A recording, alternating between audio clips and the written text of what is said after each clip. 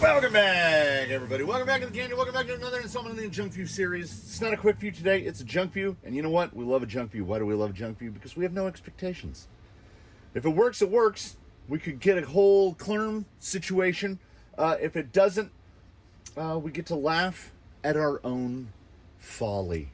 Now, I have a memory that is failing rapidly. I can remember song lyrics from 1987. But if someone mentioned to me in an email, Instagram direct, channel comment, oh, hey, would you like to try these tires? 99 times out of 100, I do not remember who that is.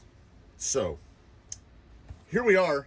It's not this tire, but this tire is representative of the lineage, of the heritage, of the Amazon, AliExpress, Asia Tees, clone army, the Super Swamper Rocks Tyre. That's tire with a Y. Not to be confused with the Super Swamper Rocks Tyre. That's tire with a Y. Today, our subject is the Super Swamper Rocks Tyre. That's tire with a Y. But more importantly, ignore that Y, everybody. That's a misdirect. The S in Swamper is a $sign. That's how you know these are going to be good. So, I just go on the internet and I look up tires and I try to find something with a similar tread to it. And this thing is a box. Like I don't think I've ever seen as square of a tire profile as that. And when they're mounted, they are every bit as square. So, the RC4WD Scrambler is the closest thing I could find that looked to that. We've got these little chevron-y action and the like chopped points on the outer lugs. RC4WD Scrambler was the closest I could find. Now, these are very representative of an AliExpress, Asia Tees, Amazon tire of a AAA tire, Amazon, Asia Tees, AliExpress, because they came with these foams.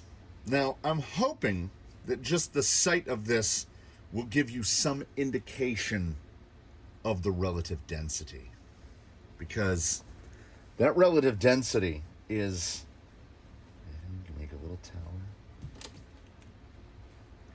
It's very, very high. Very high. I mean, you know, this is only about 2 pounds.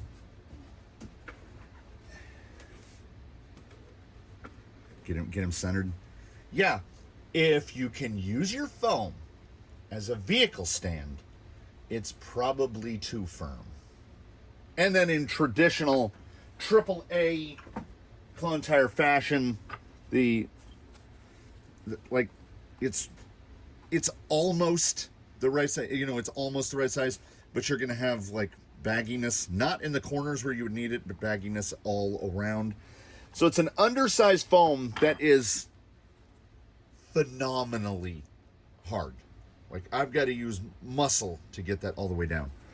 When we receive a AAA tire that has that type of foam in it, we can determine immediately that's not going to work. So we just don't use that. And we have now determined this will be the first Junkview where this has been put into service. These are the white, the new Duratrax foams that come with tires like the Fossil. I consider this to be a very representative medium foam. This is a good foam. I also have I have 2 size versions, and we check, and they're the same foam. Just these have been yellowed by the tires. They're still white on the inside. What we do is we check them for fitment. And going forward, in any Junkview testing, these are the foams. If it's a little bigger and a little narrower, they get these. If it's a little more square, like these are pretty much perfect. If the foam that comes with the junk tire seems worthwhile, they get tested on that. I mean, like that's a pretty good foam fitment. So I did I made the executive decision. To me, that should be forward, because then we've got the chevron, so it'll pull us straight. I think you could probably actually run these backwards, but we're gonna, for the purposes of this testing, we are gonna consider this to be forward.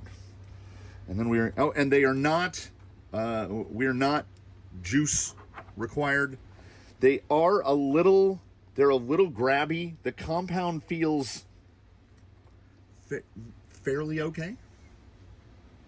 Not to the point of being sticky, but like it doesn't, it doesn't feel like a lot of the AAA rubber that we get. And they don't really require much in the way of assistance to mount. The mountability on these is quite good. And if you've been watching Quick Views and Junkviews lately, some of the tires have they fought us a little bit. I am intrigued by these. Like I say, we do not elevate the hopes for purposes of Junkviews, because these tires were probably, well, certainly under $25 USD for a set of 4. Now, we adjust that. We put an asterisk next to it because we have to change out the foams. But, you got to do that on an RC four-wheel drive tire, and you'll spend, a lot.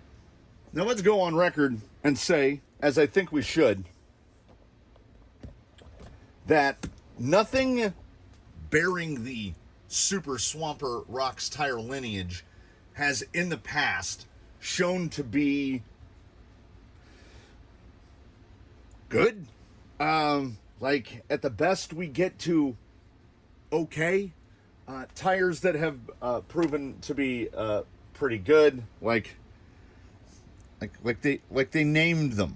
Injora crawler tires, Mud Terrain MT, they named them. Or they just outright cloned them. J Concepts ruptures fully cloned. You can't, if you do this, you can tell that they're not real ruptures. But the cloning, whether it be sheep or tires, cloning ain't easy. And a lot of companies, or whoever's doing this to us, they don't get it right. They don't get it right far more often than they do get it right. So, when you're taking into consideration the Super Swamper, the Super Swamper Rocks Tyre, take that into double consideration. I made this thing. I should be using it. When I looked at them, they looked dead. Yeah, 120. 120. That is so 4.75 is 121 millimeters. And these, I mean, like 120, 121. So 4 3/4 dead. And they are fairly beefy boys. 50.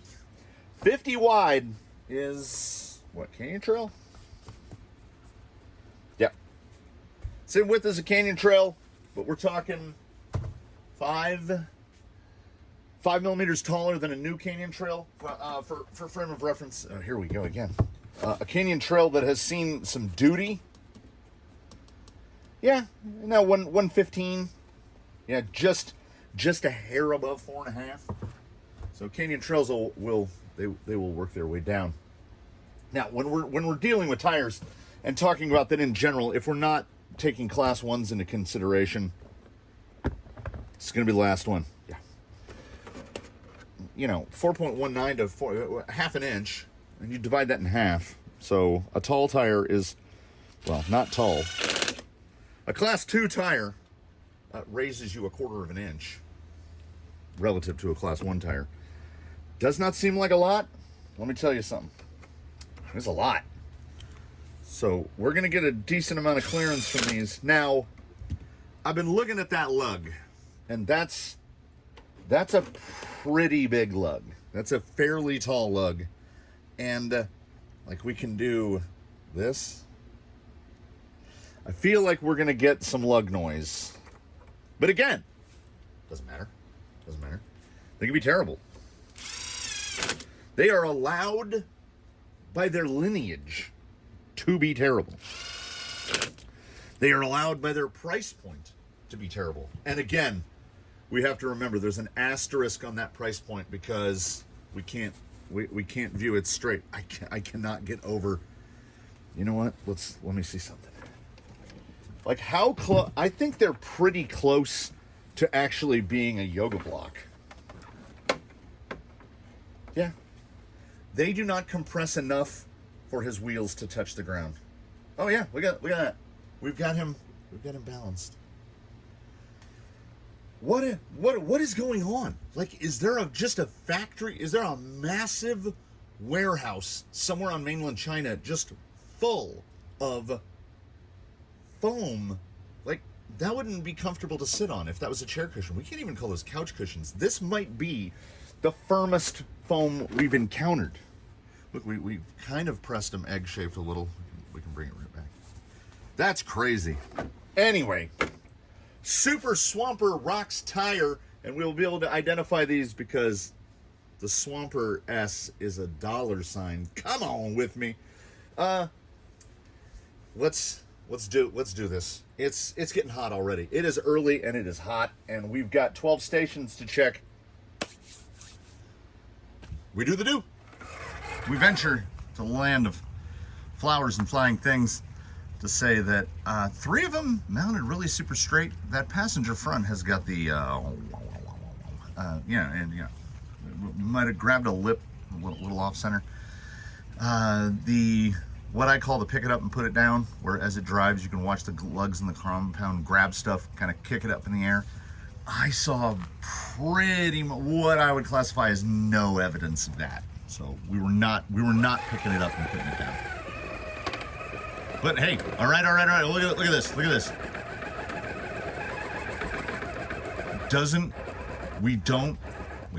Wait. There it is. Okay, over the bean is that's full pass. And you did note there. And this might become important later on, and by might I mean will absolutely. That is mid-band. So this guy likes slow. About as much lug noise as we would anticipate. But I am seeing some, it's, okay, we're doing the shuttle. Shuttle right.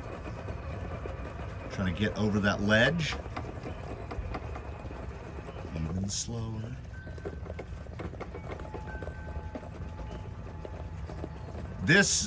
All right, this guy for me already has proven to be, maybe it's that $sign, has shown me to be something a little different. Because we have a lot of lug noise, like a lot. And ordinarily when we get into this, and I want to try this angle right here. We do not have the absolute most traction. We're not even close. What we do have is more traction than I had anticipated. The size of that lug, there we go. Not, like at about 40% throttle, not strong. But I will say by the look of it, we're definitely closer to a Clerm than we are to something dedicated rock crawling. The lug, not like the footprint of the lug, but the overall size of the lug is a little high. Yeah, positionability is not phenomenal. You will recognize the baseline click, which we think is flexing C-hubs. We will get to that. Or maybe we'll just snap something mid-test and then we can finally find out what's wrong with it. These are also going to rub on the fenders a lot, so it's going to be very difficult to diagnose what's going right or wrong. Like, how are we on a slicker rock?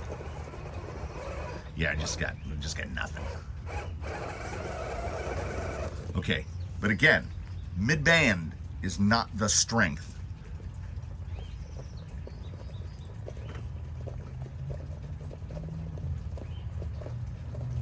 like distant horses.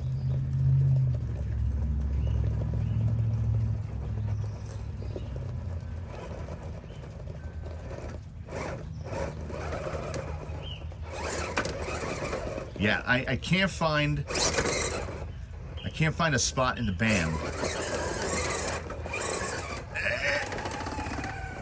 Oh yeah, machine guns. These are firing machine guns. This is strange. I mean, on the one hand, compared to something premier, which we should absolutely not be doing, these aren't the guys. I have to remember to isolate. A junk tire is a junk tire and should be compared against such. I will say this. 475 height, 121 millimeters, they don't act it because the lug is big. The lug is a big part of that height. They have to be at least like 6-7 millimeter tall lugs. So you're actually talking, the carcass itself is pretty small. So the tire does act shorter than it actually is. That's good fold in the rear. Like we see that ability to surge where we can tell it's trying to pull. But again, this is a mid-band portion here. Like it's nice and stable. But oh yeah. I might go so far as to say this is a tire that, well, because, hey, ka-chow.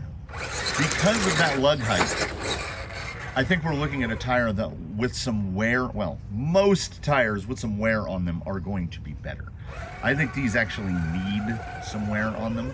And they have enough grip that it's not like we can sit and spin. We're not just spinning wheels. Like right there, if I give a little yip and then a little yip, directionability, positionability, directionality is getting a little better. Get some good internal clacking there. They don't, I mean, we can tell here, we're not excelling on direct rock. Now, these are river rocks, so if you've got something much higher grip, you'll be fine. Most any tire is fine on a really high grip rock. A river rock like this, we got granites, we've got feldspars, like this is all granite right here. It's granite and then granite up there. It's quartzite. We've got a whole there's that guy's feldspar right there.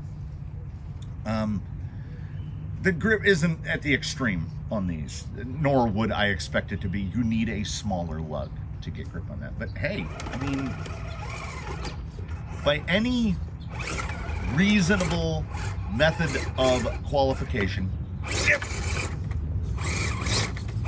the grip is better than I would expect. And a lot better, but a little bit. So now we'll get into what is not rock. I swear, it looks like, at points, it looks like one of his front wheels stops moving. Anyway. See how this does. Yeah, look at it surging. All right, that's already better than I thought we were going to get. So higher grip and higher grip all across, so the lug noise is not quite as pronounced. Try to position it on this side. This is the quote unquote easy side right here.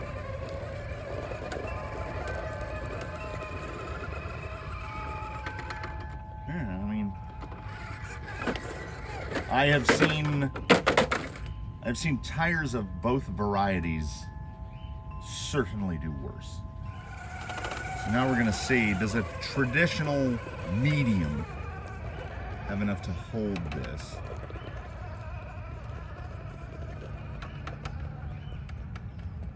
Yeah, they're not, well, I think at least in part here, because the side lug is so long and pronounced, I think it's actually stopping the sidewall from bending over. Like it's not folding. That front should have more fold on it right there. We'll get maximum load right about here. Whoa! They do indeed self-right as well as one would expect, because like look at that side. Again, we've got another tire where they've taken side lug to the point where that side lug is about the size of a typical main lug and would look absurd if the main lug were the same height. So they kind of only work with those big 6-7 millimeter main lugs. All right, that was a, ooh, yeah, that rear is smudging. Yeah, it is transferring weight a lot. But we would have no forward drive whatsoever on those Beyond sofa cushions. Yeah, you can just watch it slipping. It's lug height. It's lug height all the way. It's not the shape. It's not the orientation. It's just the height of them. I feel like there's no weight at all on the passenger side. Like it's just, and they don't look like they're rolling over. I think it's just the contact patch. If you could get up under there with a microscope, we're not putting enough rubber onto the ground.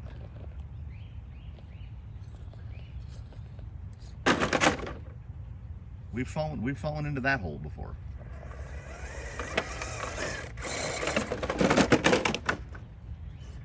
Yeah, these side hill ability, at least on the medium, is gonna. So what we've done is, again, and if I haven't pointed this out before, I do apologize. An open cell medium soft foam is most likely going to provide the greatest amount of forward grip. And then you're going to get into situations where it doesn't work, like here. Side hilling does not like a single stage open cell foam. So weaknesses begin to show. And this guy was honestly, he was showing some weaknesses before we got here. That was a weird weight transfer. Never have I had, no one has ever gotten to that point and rolled out. The drive profile of these tires is really weird. And when I say really weird, I mean that. I know that's a broad statement, to be sure, but it gives you more traction than you would expect. Then it gives you the exact same amount of traction you would expect. And then at some points, it will grab when you go, huh. Or it's just like, it's gone. It's on the rock and now it's not on the rock anymore. It's weird. It's really, I mean, that's the catch-all term here. Okay, there's no chance of us making it straight up. So we're gonna do the shuttle. What do we got? Yeah, that transferred. You could see the weight rock to the other side. To further emphasize that weirdness. And yeah, I'm noticing the loss in the mid throttle range more than anything. Like right there, I must have found the absolute perfect. I was at about 28% throttle. Well, you know, what we show on here, I was at like right there. That was what, yeah, that 26, 28, 29, that was just grabbing. But I would get up into the 30s and stuff got weird. So now I'm watching it. Okay, I'm right at that 28. Now see, this is a moment I would ordinarily want to apply more throttle. But these don't really like that. So steady stating at 28 is not optimal. And that click is pronounced. All right, we'll try the bump. All right, in general, if on a bump, you bump and then fall exactly back into the place that you started, that's not great.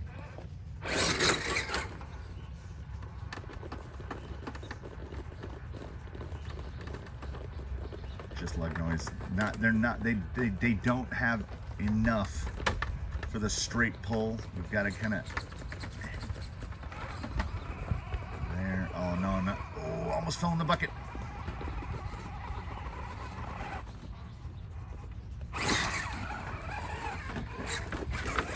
Now there, they behaved exactly as tall as they feel. So they acted like 475s up there. It's like an imp or a gremlin is coming out and just changing your tires while you're not looking, because it behaves differently. It has behaved differently on every obstacle it has touched. This is a pure side lug locational. Once we can reach on, yeah, see, this is a situation where they're acting shorter. Yeah, that front end is stuttering a lot. Well, for those of you watching this, whenever you're watching it, you know, because time is a construct and does not exist in YouTube, I'm recording this now. This is occurring in my now and your then. My after now will be complete. I'm doing it again. He's getting pulled completely apart. I have to find out what that is, because now it's nested in me. I'm watching that front tire surge, surge, surge.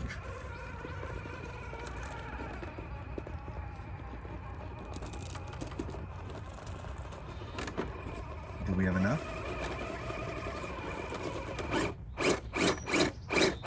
Okay, again, no one has gotten stuck right there. You either have enough drive to push over that little impediment, or you don't. And he get enough drive, like, and I mean, when I say don't, I mean a rig would get to here and try to turn there. We still have some positionability.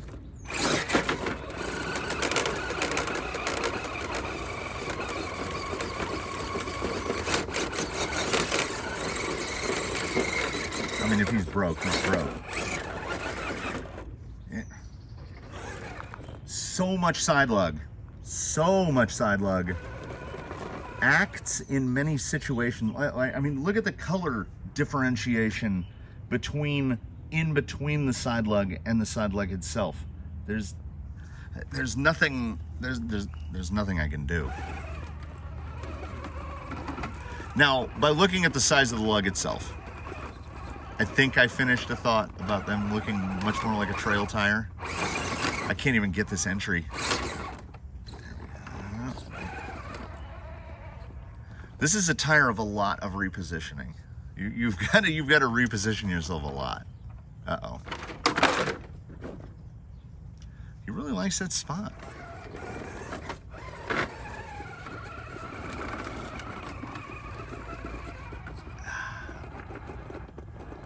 Okay, keep it low. Okay, over here at this particular setup, the gnats. Oh my, we've got a reasonable breeze kind of swirling. It's not slowing them down. There we go. So will it rock crawl? Yeah. Do you have to do it at such a narrow throttle band that you feel like you're not doing it? Also, yeah. Okay, remember, we have bumpers.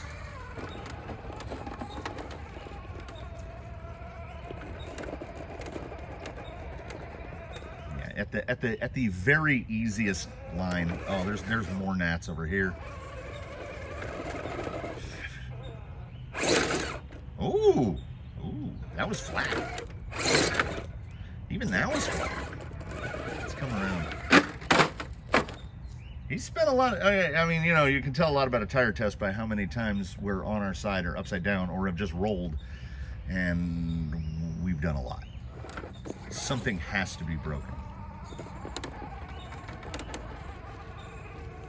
In the front end. We're getting quite a bit of surging, but yeah, that bump is above average. For an Amazon, for a AAA tire, certainly above average.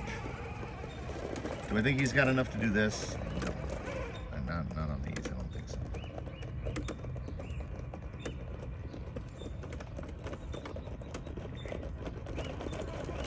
Yeah, because this is a situation where that rear tire needs to be able to claw its way up, because the front's not helping very much due to weight transfer.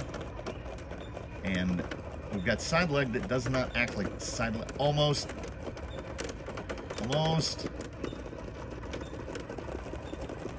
Yeah, it is full service time for baseline. That right there, that is the optimal spot right there, because I've got big side lug on driver's side kind of wedged in. I've got big side lug on passenger side hooked in, and we've got just the right angle on the rear tires, but we just, because it needs a throttle input of around 40, and these tires don't like it. Yeah, not gonna do it. All right, well, so there's one thing it should be better at than the other things. Big lug is this, and it is. Now transferring in between, this is so soft and blown out here. Just trying to, but like it's not shuttling me. I'm intentionally hill walking here to the right. Oh my goodness. I don't know if they're following me or just the fact that I'm under a tree, but this gnat level is extreme. There's that mid. Get. We're not gonna get. Clunk. You should not get lug noise at this low of a throttle input. Yep. So, here is the long of the short of it. This is a trail tire. It can rock crawl a bit, but the size of the lug, like that bump, the straight bump, should not have been as surprising to me as it was, because the center has that chevron to it, so it's going to pull it back straight. I'm not overall surprised. I'm not overall surprised by its ability to climb direct rock, because that lug size is not conducive for it. So it actually does a little bit better than I would have anticipated on those rocks. But it really does. Moving from setup to setup, it really does drive like different tires. I just need to say that there are far more animal footprints out here than there should be, because we have 2 cats that roam around, and that's about it. And then right there, it's impossible to tell from this angle, but there's a big hole. Something has dug a hole right there. There's a hole. I don't like that. So where do we land on these? Well, these came from Asia Tees. I got a random package in the mailbox from Asia Tees. Recommended? Not for what we do around here.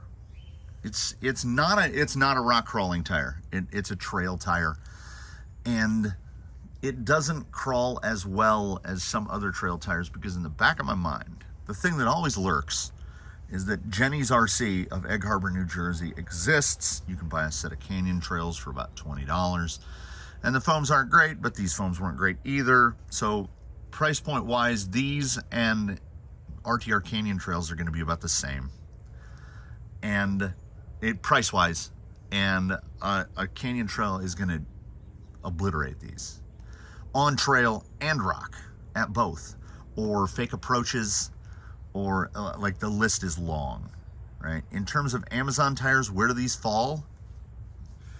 We really do need to, and by we, I mean the royal we, I really do need to, at least at the end of these, attempt to put up a leaderboard of AAA, that being Amazon, AliExpress, Asia Tees, put up a leaderboard of who's doing the best.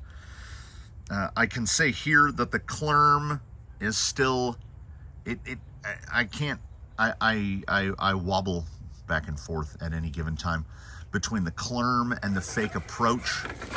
I want to say that the fake approach is higher, but I think the Clerm has more potential capability to it. I think out of the package, the fake approach has been the best so far, but I think the most capable would be the fake KLRM. These, they're mid-pack with everyone else. They definitely fall into the same trap of things that say Super Swamper Rocks Tyre on the sidewall, which is they're never really very good. And I can't even point to, like, say, the Hyrax clones, what I consider to be the OG Super Swamper Rocks Tyre, because there are 100 different varieties of those. You never know what you're getting if you order those. Like, it's pretty good at this.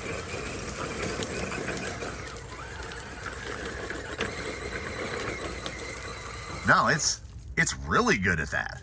So there you are in this in these closing minutes. That's what this tire is good at. If you are the hiking trail down by the creek with the wet rocks and the tree roots and stuff, this is an option. Put a hair bun in them, you know, so then you never even have to worry about it. Punch some holes in them, put hair buns in them, and knock yourself out. If you're looking at them for something to crawl rocks, it is inarguable that there are better options, and you should just go with that. I guess, I mean, they look good. They have that kind of Clerm flavor, but even more square. Not a ton of body rub, and this is a full fendered boy. I mean, I can't say Canyon recommended. They fall mid-pack of AAA tires. There you go, another Junkview in the books. If it is Erwin from Belgium that sent these, thank you so very much. I want to say I remember an Instagram direct where he asked about these tires. But then again, that's the thing. I'm not going to blame my brain entirely. When you order from one of those distributors in the Far East, it's usually like a month until they show up. So somebody talked to me about these tires once or twice a month ago. I guess so it's a half apology for not remembering who sent them. You know, if you know what you're getting into, they're not awful. You will have to throw away the foams, and they are not explicitly a rock crawling tire. As a trail tire, they're fair decent. Fill them with hair buns. Off you go. And off I'll go. I am going directly into the shop. We're going to hit him with air, and we are going to fully pull him apart. Everything. And I mean pull all the bushings, everything. He's getting a one... It has not happened, but he is a workhorse, so he is getting the 100% teardown. Everything is coming apart.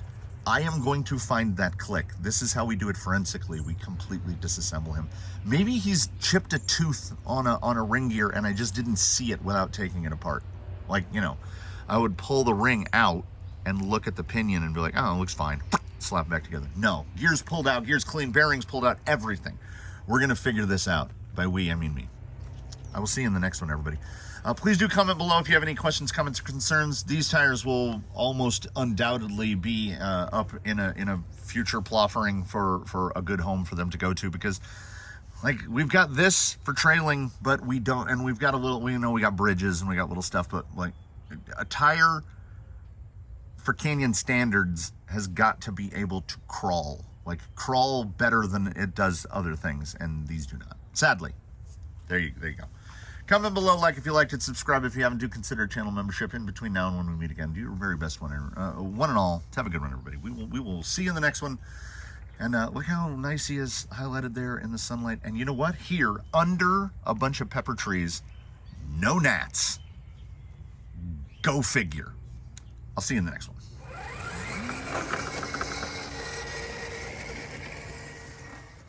Here in the after credits scene, I started with the rear axle, fully disassembled, pulled it all apart, put it back together, re-greased, feels really smooth, everything was fine. Now, on the inside, okay, at the bottom of the cone of the pinion, there was a little bit of galling on the gear. Again, much like the front ring gear, no evidence of wear at all. I do notice that on the front, okay, so the axle stub is definitely pressing against this, well, the drive shaft. So this drive shaft has play in it, and this one has play in it, and this one is bound up, which is that the side? There's one side. No, this is the side with the shim. So the shim is pushing it towards that side. That's probably not a contributing factor. Now, as soon as I pulled this apart and started to wipe it off, we knew there were problems afoot. There is the telltale. And yes, indeed. Is it showing it? Yeah, like it is gold. Look at the shape of this one. There's that one's really folded. So it was all still properly shimmed. Yeah, there's the guy. He is a smudge now. So the ring looks fine. The pinion is gone. Now on the rear, on the inputs here, little bit of wearing along the edges. So they're trying to wear the one piece. They're trying to wear this out. Like, see how we can get that little rock back and forth? There's quite a bit more rock in the back. So we're getting a little bit of clack from the back, but most of that crunchity, and like I say, when I pulled it apart the last time, I got it apart to here, I would look at the ring gear as I turned it like this and go, oh, looks fine, feels fine. All the shims were in place. There's an inner shim on the pinion. Is it still down there? No, there's an inner shim because the bearing fell out. There's an inner shim for the pinion, an outer shim for the pinion, and one shim on the ring gear. All the rings are still in place. We probably just at some point got bound up to a point that this, like, didn't break a tooth. None of them are broken, but like this one is folded way over. Like I can get well under it. So that's the guy. So we're getting the oscillation back and forth, and this guy's just pow, pow, pow, pow, pow, pow, pow. So when it's loaded, it's fine, and it's when it kind of slips out of engagement. So that's already on order from A-Main. Probably be 4 or 5 days for this guy. So in the interim, if any Quickviews or Junkviews come up, we're going to hand it off to somebody else. Otherwise, like shock-wise, drive shafts, gearbox, because like I said, I started the back and moved to the front, and of course, almost the very last thing towards the front was the thing that was actually gone. Otherwise, like his drive shafts aren't, there's like about a typical amount of CVD wear you would expect, but otherwise he's pretty good considering the amount of service he's gone through. But that pinion gear is definitely, like, even the housings are fine. I will, of course, have to get every last drop of oil, of grease out of it, because that grease, as we know, is probably full of metal. I am going to, at some point, we are going to go to probably aluminum. You know, I should have ordered that at the same time, huh? 2 A-Main orders today. I will get some either probably just SSD aluminum C-hubs, so we can get rid of that flex issue that's causing the rubbing. You will see, yeah, see that line? It's where it flexes, and it doesn't look like you can, but it's definitely rubbing against the C-hub. So we'll get it sorted out. Baseline will be back, good as new, or if not better than new. And there you go. After credit scene, everybody.